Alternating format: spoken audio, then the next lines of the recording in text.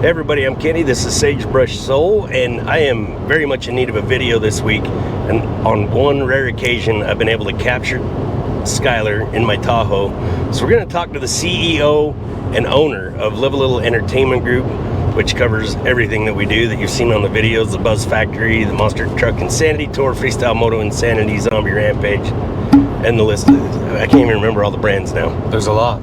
But it takes too long to tell our whole story, to talk about how we got started in this. I put together a few questions on my way over to your house this morning because, oh, by the way, we're on our way to Jackson Hole, Wyoming. Not for fun. I mean, it's a fun drive. It's kind of fun. But because the world doesn't make any sense anymore, we're going there to fly to Kansas City. Then we're going to drive to Arkansas, and there will be a vlog on that, so I'm not going to get into that too much. But I just wanted to grab this interview really quick with Skyler, and I just had some thoughts. But I wanted to ask some questions that I wonder about, even though we've been in business together for if you count the United stuff, 11 years now. 12, that's right. 12 or 13, yeah. So we've been working together in that arena for a long time, but there's still some things I don't know about Skyler. And so him and Brittany and Caden try to outwork us all the time. So it would have made more sense to start this series with these guys. It's going to be these captive moments that I'm only able to pull this off. So I'm just going to get right into it. The first question I have for you, Skyler, is when did you know that you wanted to be in the entertainment business? I know you're a competitive person and you were on the motorsports side of it, and then at a young age, considerably, you got into the show side of it and obviously had a knack for it. But do you remember when you realized when you wanted to be in the entertainment industry? That's a good question, Kenny. A little bit, yeah. So I guess to back up a little bit, I guess to where the promotion and the entertainment side began, was when I had actually just turned 18 years old, and we were running with at that time it was the Utah Truck and Tractor Pullers Association, and we just had our one truck, and I'm trying to remember all the details of how this all went down, but I vaguely remember we were at the year-end meeting that year, and they were voting in new officers, and I remember my dad was not there at that one, and honestly that's probably why I agreed to do it, because he would have probably stood up and said no chance in hell. But somebody nominated me to be the I don't remember if it was the president or the promoter of the organization at that time. I was 18 years old. I didn't know anything. I just started college, but I was going into business management. I loved the business side. I still love the business side of everything that we do, but I also loved turning people into rock stars in their own element at the right time, the right place, for a certain demographic, certain types of people. That was my thing. I enjoyed being that person because I'd been driving my pulling truck, my dad's pulling truck, for 5 or 6 years already at that point, and I really enjoyed that aspect. So when they nominated me, I said yes, and then they voted me in, which is absolutely insane to put an 18-year-old in charge of, any kind of organization, period. And especially considering what the average age of those pullers probably were, I'm guessing. Yeah, everybody was, average age was well into the 50s, I would imagine. And maybe the deal was nobody wanted to do the job, and they're like, maybe. we'll just put this poor schmuck in there. And the way I've always heard it is president.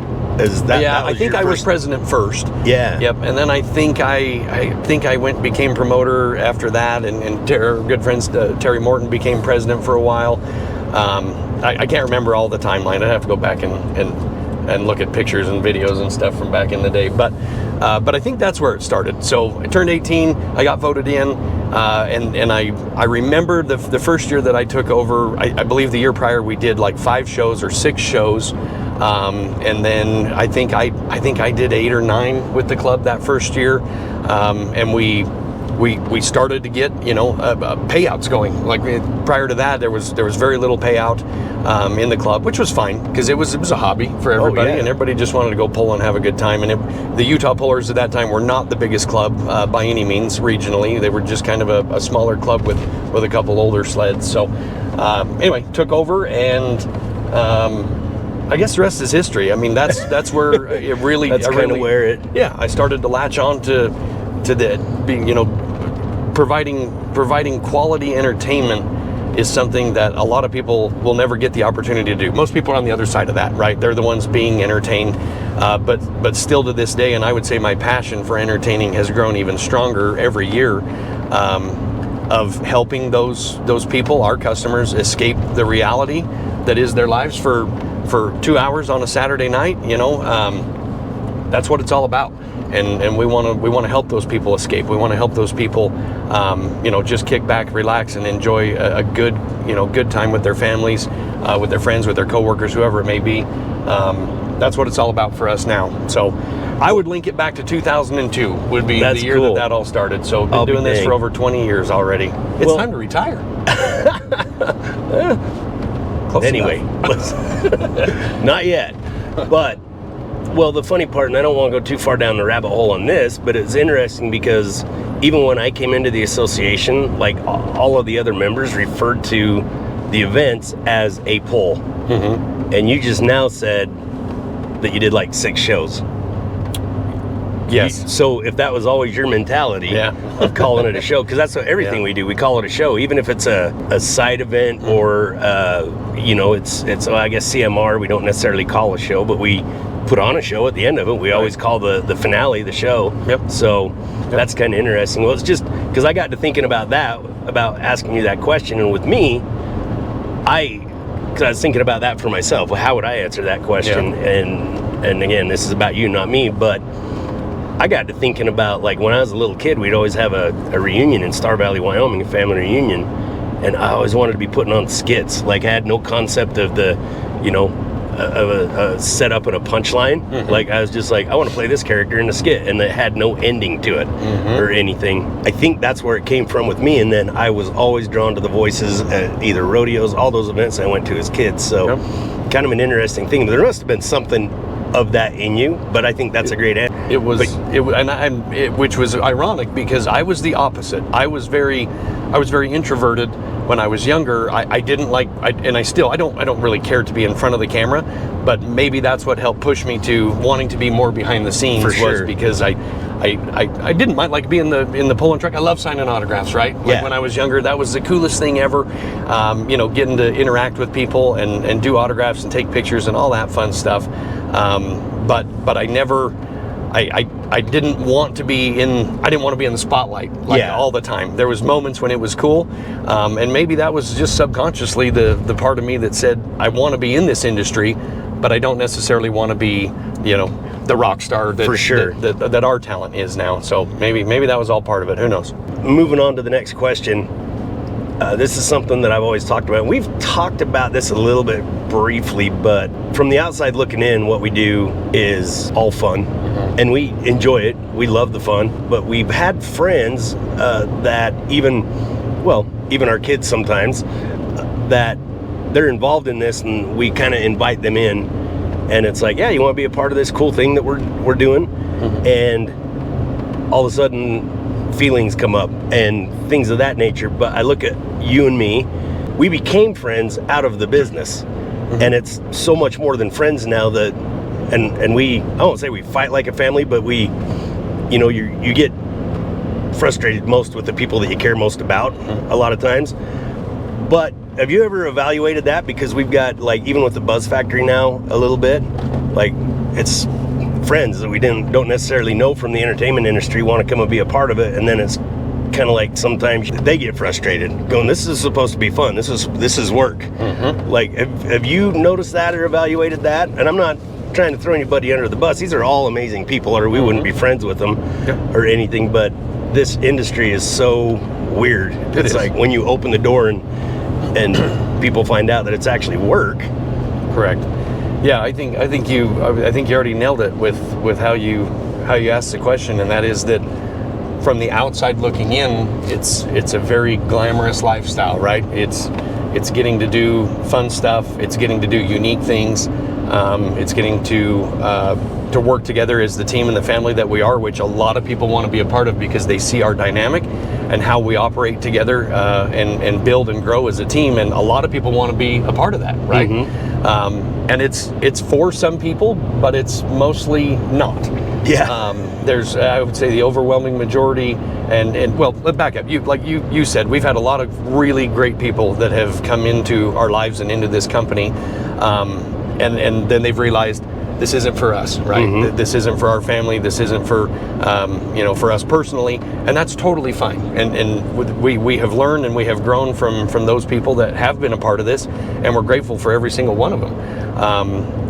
The realizing that this is not for me or for my family or whoever it may be, and this isn't just, I don't think this is just specific to Live a Little Entertainment Group. I think this is our industry, or the entertainment industry as a whole. Yeah. If you want some good insight as to what goes on behind the scenes of a huge country concert or rock concert, talk to Andy and he'll tell you Absolutely. the dirty details. And when I say dirty details, I'm talking there's no glamour that's behind the scenes. The glamour is when the show starts at 7 o'clock till that show ends at 9 o'clock. That's the glamorous part, and that's that's the part that we want people to see. But that's also the part that tries to draw people in, and then they see the 6 in the morning until the 6:59 p.m. and they go, this isn't the glamour part. Like, we thought it was cool. It is cool being here, maybe once or twice, or we'll swing by when it's convenient. But after that, it's not what they expected. This industry is. I haven't worked in a lot of industries, but I've worked in several, and this industry is by far the hardest. There's not, and maybe that's just it comes with the terrain of being a business owner, or multiple business owner, I guess now. Yay. Yeah. But yeah, it's not. There's nothing easy about it. Our time to relax, honestly, for me, is when the show starts. The 2 hours leading up to the show, I'm like you. Like, it's crazy, it's running ragged. I don't want to say that it's miserable, but it is a million things that have to fall into place perfectly so that at 7 o'clock straight up, we start our event, right? And we know we're going to start a show, no matter what has to happen between now and 7 o'clock. For instance, at what time Harrison starts at 1 o'clock on Saturday. Yeah. There's a lot of things that have to happen, but no matter what, we're going to start a show at 1 o'clock on Saturday, right? Absolutely. So it's the things behind the scenes that I want to say, I mean, it spooks people away. It does. Yeah. They come in, they think that it's going to be, just a lot of fun and games, and we have plenty of fun and games, man. There's no doubt about it. But beyond that, it's hard freaking work, and it's manual labor, it's mental labor. It's at the end of a show weekend, I'm more mentally exhausted than I am physically exhausted. Right. And I put on crazy amounts of steps on a weekend. Man. I mean, it's amazing how much we actually are up, moving around and walking and getting things done. But still, at the end of the weekend, it's 100% mental that we're exhausted, and we're picking up the pieces, we're cleaning things up, and we're getting ready for the next weekend already, or the next show. We don't just do shows on weekends anymore. But yeah, I think that's. And to your point of, we bring family and we bring friends in.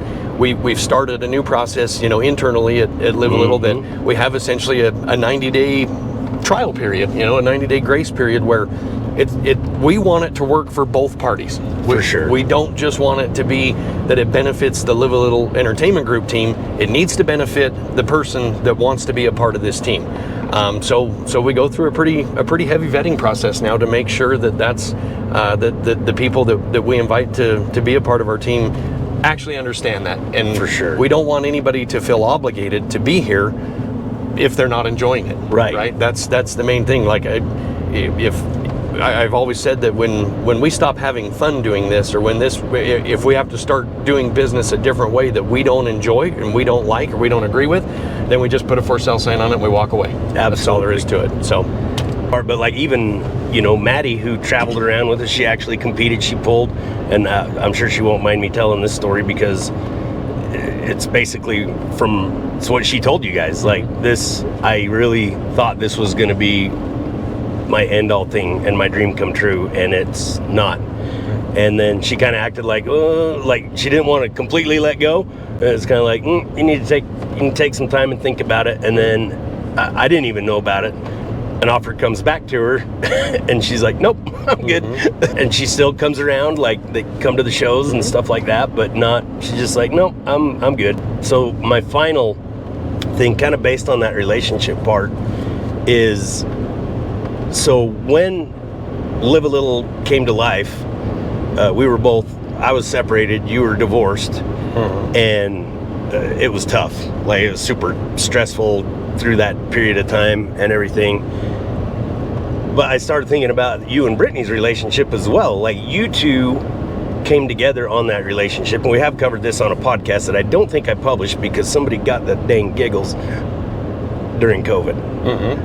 But do you find that same thing? Do you think you and Brittany's relationship would be the same had it not been? She was actually with Live a Little from the get.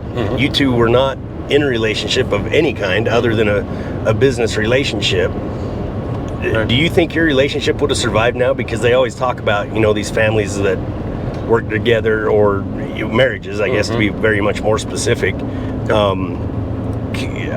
You can't possibly see yourself with anybody else that has the patience that she has, the same drive. Like this morning, I got to go play with Hemi while you two are in the office, just bearing down. Like, that's your morning coffee, is get up, open the laptops, go to work.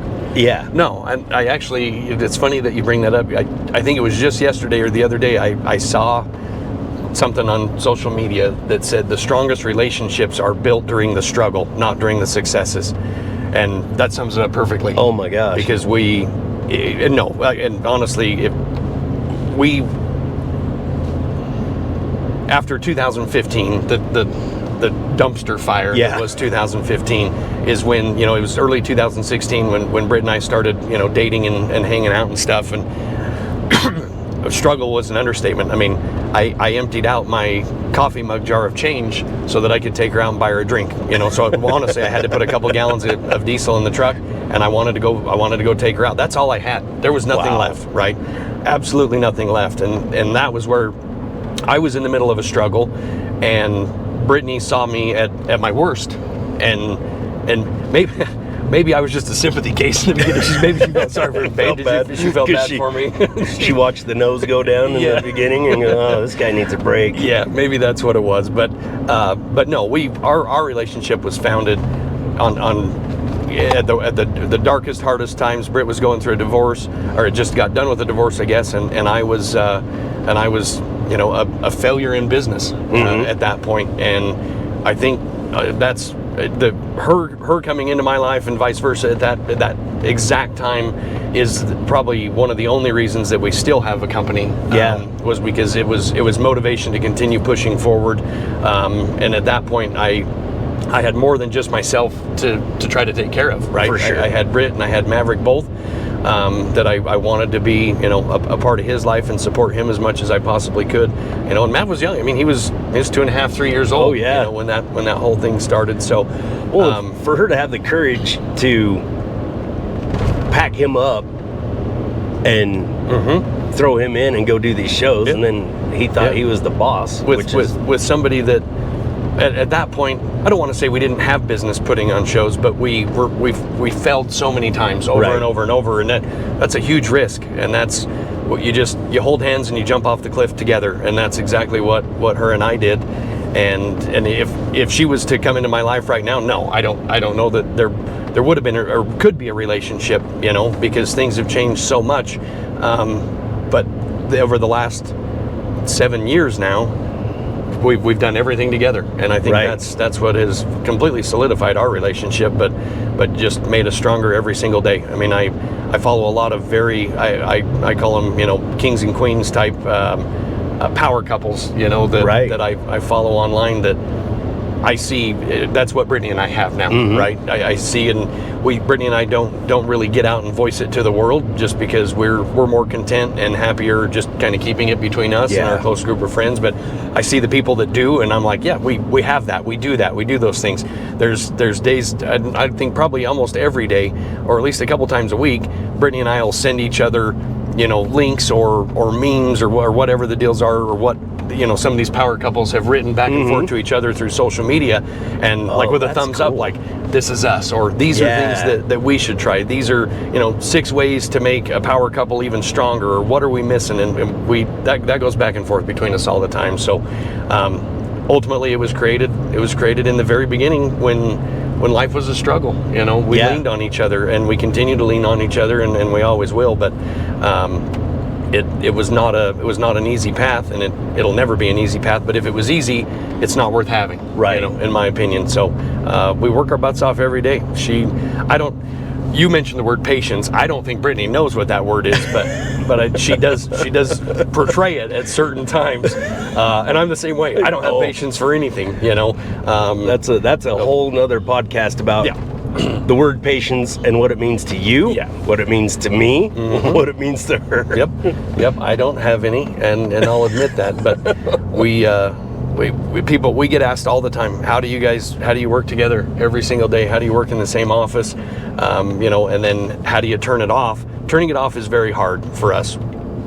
99% of our discussions are work related in one way, shape, or form. Whether it's about a particular show, it's about a particular truck, or it's about a particular team member, it always comes down to work. But we found a good way for us that we shut it off and we escape. We leave the country. We have to do that. We have to do that for our own mental well-being, because the rest of the time it is just work. And we're working on a relationship together. We're working on our family, but we're working on a company and keeping mouths fed and keeping the wheels turning. So it's a crazy dynamic that I don't know that it would work for many people, but it works for us, and I attribute that to when we became a couple was at a very, very dark, very struggling time. Well, and interestingly enough, just as you were talking, my marriage didn't survive it, and I can't blame it all on Live a Little or United at the time, because I was doing a lot of rodeo stuff, but just the lifestyle itself. Right. That's what... It's hard, man. Yeah. It's hard. That's what took, because at the time I was still working full time, and and as soon as I would schedule my vacation days were to go announce stuff, either for you or for somebody else, and and that's when it was gravy. I mean, that's all I was doing was announcing. So, and then just to land the plane, we got to wrap this up and get on a plane. Ironic. What was more stressful, 2015 or the last 2 months? The last 2 months. So, and the reason being is because there's so much more to lose now. The stress, I don't wish 2015 upon my worst enemy. The stuff that I went through mentally, and the fact that we had failed and we had let other people down, that was extremely stressful. And I mean, when my phone would ring, it was like crazy anxiety, because which bill collector's calling now? Who can't I cover this week? I'm trying to take care of everybody. I'm trying to make it happen. And we struggled, Yeah. But the news. Oh, shit. But anyway, the stress, like the last 2 months, even going back the last 6 months, to be honest, probably starting in October. Yeah, I was gonna bring that in, but it's a different type of stress that is a lot more taxing, because in the beginning there was 2 or 3 of us that we had to worry about trying to keep food on the table. Right. Now there's a dozen of us and their families, and we're adding businesses, we're adding locations. We just signed another lease yesterday on our new shop. Everything has changed, and I would say that absolutely right now is a lot more stressful time. But that said, we've learned how to deal with our stress a whole lot better. Right. And as a team and as a couple and individually, there's days when it's hard to push forward. It's hard to continue on, because the stress and anxiety gets to us so much, and it's just the universe's way of making us stronger. Like, we got to do this, we got to deal with it, and then we have to learn how to turn that into success, and we do a fantastic job of that. But it still wears on the mind, man. It's still a very tough gig, and there's no one day to the next that is the same for anybody that is part of our company. And so some of that stress is, what is tomorrow going to bring, or what is this Zoom meeting, or what is this phone call going to bring to us? The reason that we deal with our stress so well is because of our team now, is because the people that are making the wheels go round, that are driving down the road to go jump on an airplane, that are already on site, that are setting things up, that are loading merchandise into their race trailer so they can get it to the show for us. Like, these are the things that help our stress, because we have such a phenomenal team behind us now, and that we get to work with every single day. So that definitely takes a lot off the top, for sure. Oh man. Yep. Absolutely. Well, breaking the fourth wall, I think we lost a camera. So I think that's the indicator that time is up on this interview.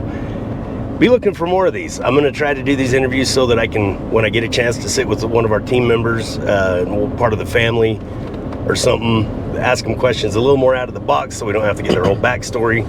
Mike and I started trying to do that in Klamath Falls, and it's like, this is never going to fit into a short interview.